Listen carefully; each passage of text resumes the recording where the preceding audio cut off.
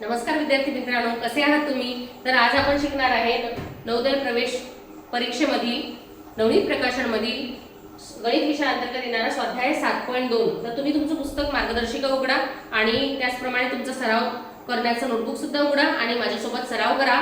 त्यामुळे तुमचा सराव चांगल्या प्रकारे होईल आणि कोणतं उदाहरण समजलं नसेल तर कमेंटमध्ये नक्की सांगा.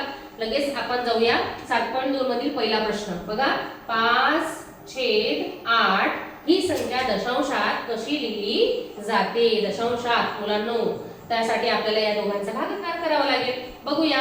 8 मांडले 5, पारंपरिक पद्धतीचा भागाकार आपला. 8च्या पाड्यामध्ये 5 नाही आहे म्हणून इथं शून्याचा भाग दिला.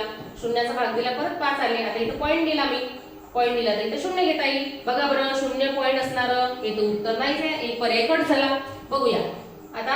8×45, 8×48, 6 नंबर वरती 48 आहे. मग किती उरले? 2 उरले. आता परत आपण शून्य देऊ शकतो. इथं दशांश चिन्ह दिल्यानंतर, पॉईंट दिल्यानंतर आपण परत लिहू शकतो. इथे झाले 20 मुलांनो. 8×2 = 16. या ठिकाणी किती राहिले आता? बघा बरं, 4. परत शून्य देऊ शकतो. बघा, 8×5 = 40. उत्तर आलेलं आहे आपलं. किती आलं मुलांनो? 0.625. पर्याय क्रमांक 3. समजलं तुम्हाला? आता तुम्हाला एक सरावासाठी उदाहरण. तुम्ही मला ही संख्या दशांशात कशी लिहिली जाते ते मला सांगायचं आहे. ही संख्या दशांशात 2/9 ही संख्या मला दशांशात कशी लिहिली जाते ते मला कमेंट्स करून सांगा. पुढच्या पर्यायाकडे जाऊया. 0.04 या संख्येला व्यवहारी अपूर्णांकात कसे लिहितात? अगदी सोपी प्रश्न. बघूया. व्यवहारी अपूर्णांकामध्ये 0.04 या संख्येला किती घरानंतर पॉइंट आहे मुलांनो? 2 घरानंतर पॉइंट आहे. बघा, इथं 4 दिलेला आहे आणि खाली आता आपल्याला बघा 1 2 घरानंतर असल्यामुळे आपण इथं 100 देणार, म्हणजे 2 शून्य दिलेले आहे एकावरती. तर बघा, आता हे असं उत्तर नाही आहे. त्यामुळे तुम्हाला काय करायचं? भागाकार करायचा आहे. 4 इकडे आणि 100 इकडे. बघा किती येणार? 4×1 = 4 आणि 4×20 = 100 मुलांनो. सॉरी, 4×25 = 100. बघा बरं, करून बघूया. 4×4 = 8. या ठिकाणी 8 आले आणि 10तून 8 गेले, 2 राहिले आणि 4×5 = 20. किती नंबर वरती येतील बरं? 100. 4च्या पाड्यात 25. मग आपलं उत्तर काय असायला पाहिजे? 1/25. अशा प्रकारे व्यवहारी अपूर्णांकात या संख्येला लिहिलं जाते. पर्याय क्रमांक 4. तुमच्या पुस्तकामध्ये 1/25 असा पर्याय दिलेला आहे. आलं लक्षात? त्यानंतर पुढच्या प्रश्नाकडे जाऊया. पुढचा प्रश्न बघा. पुढच्या प्रश्नामध्ये काय विचारलंय मुलांनो? 19.01 छेद 57.03 बरोबर का? ही संख्या अतिसंक्षिप्त रूपात कशी लिहिली जाते? आता सर्वात अगोदर मी तुम्हाला याच्या अगोदर नियम सांगितला. जर अंश आणि छेदामध्ये सारख्या असताना नंतर जर दशांश चिन्ह असेल, पॉइंट असेल, तर ते नाहीसे होते. बघा बरं, इथं 2 नंतर दशांश चिन्ह आलं, इथं पण 2 नंतर दशांश चिन्ह आलं, म्हणजे पॉइंट आला, तर आपण दोन्ही चिन्ह जे आहे ते काय करणार आहोत? नाहीसे करणार आहोत. नाहीसे झाले तर फक्त संख्या लिहूया. आलं लक्षात मुलांनो? आता आपल्याला या दोघांना संक्षिप्त रूप करायचं. संक्षिप्त म्हणजे शॉर्ट करायचं आहे. बरं, अंदाज बांधा बरं. आता हे लास्ट मधलं उत्तर तर नसणारच आहे. बघा, आहे का? तरी सुद्धा आपण टाळा करून घेऊया. त्या दोघांचा काय करूया? आपण भागाकार करून बघूया, किंवा कशाने भाग जाते ते बघूया. कशाने जाईल बरं? इथं 1 दिसतोय मला, इथं 3 दिसतोय. त्यानंतर पहा, इथे 19 आहे. 19च्या पाड्यामध्ये 57 किती नंबर वरती आहे? 19×1 = 19, 19×2 = 38 आणि 19×3 = 57. अगदी बरोबर. पहा, मला असं वाटते की या 1901 या पाड्यामध्ये हा अंक 3 क्रमांकावरती येतो.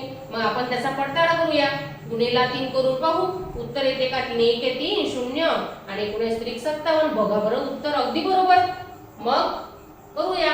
किती होतील मुलांनो? 1 आणि 3. म्हणून या ठिकाणी उत्तर काय झालं? उत्तर झालं 1/3. आलं का ऑप्शन क्रमांक 1 मध्ये? ठीक आहे, उत्तर समजलं? तुमच्या पुस्तकामध्ये 1/3 असा पर्याय क्रमांक अगदी बरोबर आहे. चला पुढे जाऊया. पुढचं बघा, कोणतं उदाहरण आहे? 23/1000.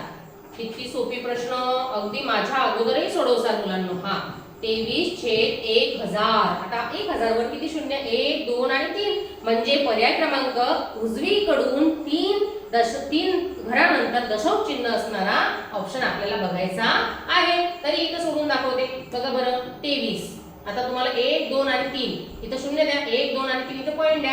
आता बघा असं आहे का कुठं? पर्याय क्रमांक 3. ठीक आहे, समजलं. 3 घरानंतर दशांश चिन्ह आहे म्हणून याचं उत्तर अगदी सेकंदामध्ये निघालेलं आहे. तुम्हाला देऊ का मुलांना एक उदाहरण सोडवण्यासाठी? अशा प्रकारचं मी तुम्हाला एक उदाहरण देते, तुम्ही मला कमेंट्स करून त्याचं उत्तर सांगा काय येईल बरं. या ठिकाणी मी देते तुम्हाला 62 आणि खाली दिले तुम्हाला 10,000. 4 शून्य मुलांनो. बघा मला उत्तर कमेंट्स मध्ये सांगा. या संख्येचे दशांश रूप कोणतं होईल बरं ते मला नक्की सांगा. ठीक आहे, पुढच्या प्रश्नाकडे वळूया. चौथा प्रश्न. 17/125 ही संख्या दशांशात कशी लिहाल? बघा सोपी प्रश्न आहे, काही कठीण नाही. दशांश चिन्हाचे आतापर्यंत तुमचा चांगला सराव झाला. 125. आता ही संख्या दशांशात लिहायची तुम्हाला, त्यासाठी तुम्हाला याचा भागाकार करावा लागेल. 125 खालची संख्या चमच्यामध्ये लिहायची आहे आणि इकडे लिहायची आहे 17. बघा 125 च्या पाड्या 17 येत नाही मुलांनो. मग काय करणार तुम्ही? शून्याचा भाग देणार. इथं पण शून्य वजा 17. आता इथं पॉईंट देणार. बघा बरं, पॉईंट दिल्यावर शून्य लिहिला. आता बघा यात इथं शून्य आहे का? शून्य पॉईंट. हा ऑप्शन कटला, हा पण कटला. आता बघा खाली येऊया. आता 125 च्या पाड्यामध्ये 170 नाहीये, मग त्याच्यापेक्षा कमी संख्या 125 एक नंबर वरती येते. आता तर ऑप्शन येतच आहे ना मुलांनो, आलं का? हे बघा 0.1 या ठिकाणी 0.1 ऑप्शन क्रमांक 3 मध्ये आपल्याला 0.1 दिसत आहे, पण ऑप्शन क्रमांक 4 मध्ये 0.0 दिलं म्हणजे हा ऑप्शन काय झाला? इथंच कट झाला ना, उत्तर निघालं. पुढे सोडवण्याची आवश्यकता नाही, तरी सुद्धा ताळा करून दाखवते मुलांनो. बघा बरं किती राहतील? इथं 5 राहिले. 6 तून 2 गेले 4. बरं परत इथं 0 घेतला तर 125 च्या पाड्यामध्ये 450 आहेत का? बघा 125 दुने किती होतील? 250 आणि 125 त्रिक किती होणार? 125 त्रिक. बघा इथं करून बघा. 125 गुणेला 3 5 त्रिक 15 5 हाताला 1 3 दुने 6 6 आणि 1 7 आणि 3 1 3 आणि 1 4. काय चुकलं मुलांनो? त्रिक येतात का? अच्छा 3 1 3 हा 3 1 3 375. आता इथं काय करूया? वजा करूया. इथं 5 आले आणि 14 तून 7 गेले 7 राहिले 75 आले. आता परत आपण शून्य घेऊ शकतो. इथं 3 द्यायचं विसरलो ना मुलांना. आता किती नंबर वरती येतील? आता येतात 6 क्रमांकावरती 750 125 च्या पाड्यामध्ये येतात का? बघा बरं, तुम्ही करून बघा बरं मुलांनो. 125 गुणेला 6 6 पंचे 30 हाताला 3 6 दुने 12 13 14 आणि 15 15 5 हाताला 1 6 1 6 आणि 7 आले का 750. म्हणून आपण इथं 6 लिहिले. उत्तर काय आलं मुलांनो? 0.136 जे अगोदर आपण ठरवलं होतं हेच उत्तर असेल म्हणून. पुढच्या प्रश्नाकडे वळूया. बघा 1.625 ही संख्या व्यवहारी अपूर्णांकामध्ये कशी लिहितात? सोपा प्रश्न पूर्वीसारखाच 1.625. आता मला सांगा उजवीकडून किती घरानंतर किती स्थळानंतर पॉइंट आलेला आहे? 1 2 आणि 3. म्हणून मी काय करते? संख्या लिहिली आणि खाली काय करायचं आहे? 1 वरती तुम्हाला 3 शून्य द्यायचे आहे. असा ऑप्शन आपल्याला आहे का? आहे का? ऑप्शन क्रमांक चुकले का बघा बरं. आलेला नाहीये. बरं बघू मग आपल्याला सॉल्व्ह करावं लागेल, सोडवावं लागेल आपल्याला. सोडवण्यासाठी आपण काय करू? याला भाग देऊया. मग कशाने जाईल? 5 ने जातो का मुलांनो? 5 ने जाऊया. 5 दुने 10 आणि हे 2 शून्य. ठीक आहे. त्यानंतर 5 त्रिक 15 आणि 5 दुने 10 नाही बरोबर आहे. एक उरला 5 दुने 10 आणि 5 5 25. किती उरले मुलांनो? 325 आणि खाली 200. परत 5 ने जातो. 5 चूक 20 आणि 0. त्यानंतर इकडे 5 सके 30 आणि 5 5 25 आलं. आता परत जाऊया. परत 5 ने जातो. ठीक आहे. 5 8 40 आणि इकडे किती होणार?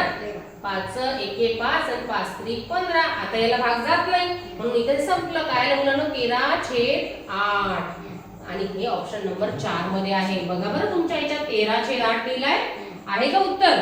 अशा प्रकारे तुम्हाला सुद्धा त्याचं संक्षिप्त रूप करायचं आहे. आलं लक्षात? व्यवहारी अपूर्णांकात संक्षिप्त रूप करायचं आहे. पुढे पाहूया पुढचा प्रश्न. बघा तुमच्या मार्गदर्शिकेमध्ये हा प्रश्न असा दिलाय का 1/2 अधिक 3/8 अधिक 7/16 बरोबर का? आता याचं समकक्ष किंवा समक्ष आपल्याला हे सोडवायचं आहे आता ही पदावली. त्यासाठी सगळ्यांचा छेद सारखा असला पाहिजे. सगळ्यांचा छेद सारखा नाहीये मुलांना. त्यासाठी आपल्याला काय करावं लागेल? बेरीज करण्यासाठी छेद सारखा पाहिजे. इथं 16, इथं 8 आहे, इथं 2 आहे. सगळ्या ठिकाणी आपण 16 करू शकतो का? हो. 8च्या पाड्यात किती नंबर वरती आहे? 2 नंबर वरती. जर खाली तुम्ही 2 ने गुणाकार केला तर वर सुद्धा तुम्हाला 2 नेच गुणायचं आहे. समजा तुम्हाला लहान भावाला 2 चॉकलेट दिले तर मोठ्या भावाला सुद्धा 2 चॉकलेट द्यायचेच आहेत. नाही त्यांना राग येईल ना, मग उदाहरण चुकून जाईल. त्या ठिकाणी बघा, या ठिकाणी 2च्या पाड्यामध्ये 16 किती नंबर वरती येणार आहे? तर 8 नंबर वरती. म्हणून खाली मी काय केलं? 8 ने गुणलं. खाली 8 ने गुणलं छेदामध्ये, तर अंशामध्ये सुद्धा तुम्हाला 8 नेच गुणायचं आहे. नाहीतर या अंकांना राग येईल आणि तुमचं उदाहरण चुकून जाणार आहे. आलं का लक्षात? बरं पुढचं बघू. पहा 8 एके 8 आणि 8 दुने 16. परत 3 दुने 6 आणि इकडे 16. पुढे जाऊया. 7 आणि 16 झाले का छेद सारखे? आता हे छेद जे आहे सारखे झालेले एकदाच मांडायचे आणि वरच्याची बेरीज करा. 8 अधिक 6 अधिक 7 किती होतील मुलांनो? करा बरं. 14. 14 आणि 7 21 होतात का? 21/16. आता हे ऑप्शन क्रमांक मध्ये नाही आहे, याचा भागाकार करावा लागणार आहे, तेव्हा आपल्याला पॉइंट मध्ये उत्तर मिळेल. बघा इकडे 16 दिले, इकडे 21. आलं लक्षात? आता बघा 16च्या पाड्यात 21 नाही आहे, मग 16 एके 16 कमी संख्या 16च आहे. किती राहतील मुलांनो? 5. बरोबर का? हा 5 राहिले. आता इथे पॉइंट दिला, शून्य घेतलं. 5 16 दुनी 32 16 त्रिक 48 त्रिक 48. आलं लक्षात? मग तुम्हाला हे समजत आहे? त्यानंतर पाहिजे 2 उरले. आता परत शून्य घेऊ शकतो. 16 एके 16. बघा उत्तर निघत आहे. निघत आहे ना? पहा थोडंसं आपण क्लू बांधूया. हे तर नाहीच आहे, हे पण नाहीच आहे, हे पण नाहीच आहे. पर्याय क्रमांक 4 दिसत आहे, तरी सोडून घेऊया. येते का बरं उत्तर? इथं बघा 4 उरले. शून्य घेतलं. 16 दुनी 32. येत आहे ना मुलांना? अगदी बरोबर 32. आणि इथं काय 8 उरले. आता परत शून्य घेतलं. 16 5 80. आलं का उत्तर? अगदी बरोबर. छान. आता पर्याय क्रमांक 4 आपण ठरवलं होतं, तेच उत्तर व्यवस्थितरित्या आलेलं आहे. आलं लक्षात? तर अशा प्रकारे आपण हा जो स्वाध्याय व्यवस्थित सोडवला. तुम्ही सुद्धा नोटबुक मध्ये सराव करा. धन्यवाद.